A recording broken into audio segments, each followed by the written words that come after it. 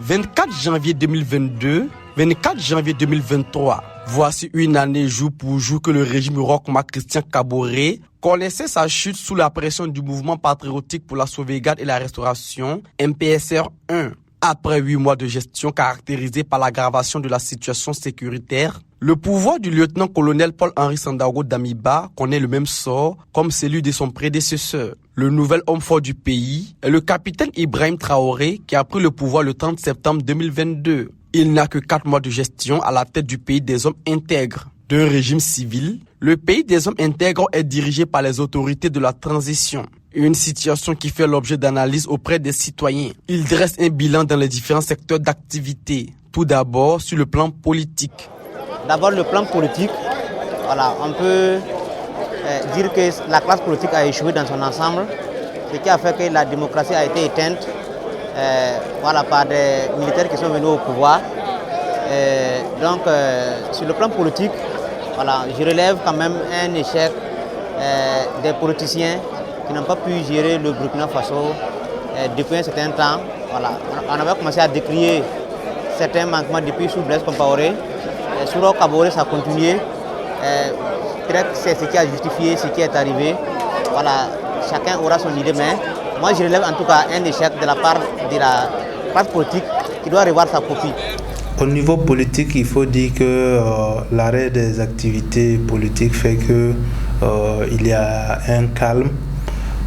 Mais cela ne veut pas dire que les acteurs politiques n'existent pas. Nous souhaitons vraiment que le MPSR2 puisse les autoriser à animer la vie parce que ça fait partie de leur rôle, à savoir l'animation de la vie publique. Concernant le bilan politique, par rapport à la gestion de l'ancien président Roch, on ne peut pas le condamner. On peut dire que ces derniers étaient mal entourés seulement.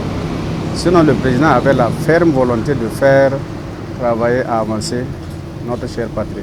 Concernant l'avènement du MPSR sous Damiba, dès le départ, la population avait applaudi, pensant que ce dernier allait apporter un plus. Mais malheureusement, Damiba a trahi la population.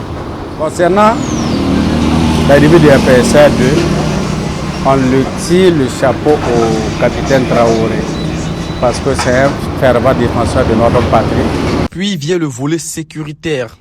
Donc militairement, nous disons que nos frères VDP et les LDO ont pris conscience et se sont organisés et ils ont adopté une nouvelle stratégie qui fait qu'aujourd'hui, difficilement, ils pourront prendre tout. Mais comme le président l'a dit, nous lançons un appel aux autorités pour que le pire ne se repose pas. Nous avons besoin de renforts. Et ce renfort-là se fait à deux niveaux. Le niveau militaire LDS et le niveau VDP. Aujourd'hui, nous dirons à nos frères de s'engager. Il n'y a que cette mobilisation populaire-là qui puisse nous sauver. Et voilà ce que nous parlons de l'évolution depuis le coup déjà du 30 septembre aujourd'hui. Maintenant, sur le plan sécuritaire, la raison pour laquelle les militaires ont avancé pour venir au pouvoir, j'ai un avis mitigé. Un avis mitigé, pourquoi? Parce que sur le plan des attaques, on relève qu'on est toujours attaqué comme même sous Roch-Marc Christian Kaboré, où eux-mêmes ont dit que non, c'est parce que c'était lui que ça n'allait pas. Mais on a vu l'arrivée du lieutenant-colonel Paul-Henri Sandaogo Damiba. Ça n'a pas trop donné. Sous Ibrahim Traoré jusqu'à présent aussi, ce n'est pas vraiment ce qu'on veut. Donc je relève que la situation sécuritaire persiste. Sur le plan sécuritaire, il faut dire que pour le moment, nous avons des résultats ça et là, en tenant compte des communications de l'armée. Nous disons que ça va, mais peut mieux faire. Voilà, peut mieux faire. On ne va pas se réjouir totalement, on va juste encourager à ce qu'il y ait plus d'efforts, plus d'actions, plus de résultats.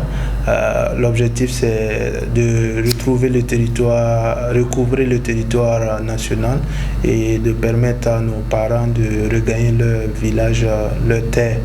On sait que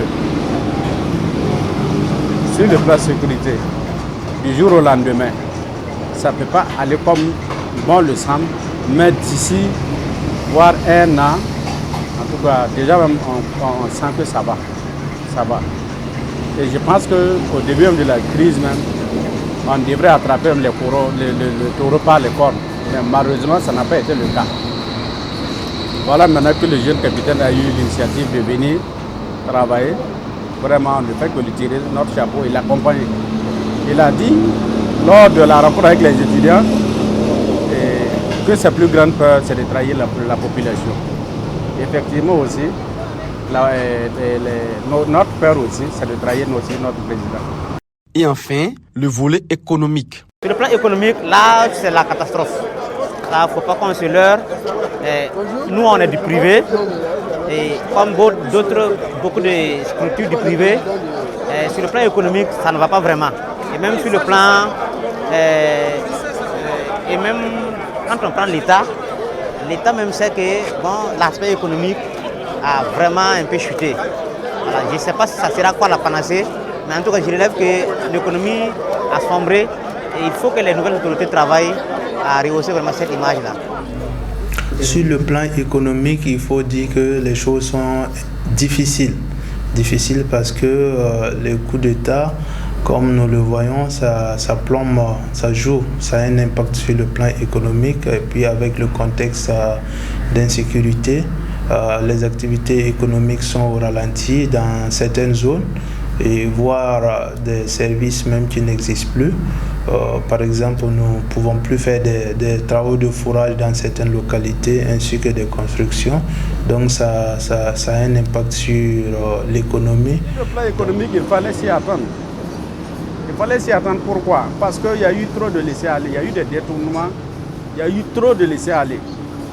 Donc, il va falloir travailler à mettre le train sur les rails pour pouvoir bien booster l'économie. Sinon, vraiment... Bon, parce que sous l'ex-président Roch, vous avez vu, il a dégagé des milliards et des milliards. C'est rentré où? Pour l'achat du matériel militaire, des hélicoptères, rien n'a été fait. C'est rentré où? Et deuxièmement, sous Damiba. Donc il va falloir travailler à redoser le blason, sinon c'est peine perdue. Mais soyons-en sûrs. En tout cas, c'est la période trouble, mais ça va aller. Les attaques terroristes contribuent à mettre en mal le vivre ensemble des populations. L'ensemble des populations formule le vœu des retours à la normale. Boama TV, l'autre télé by Pro Org.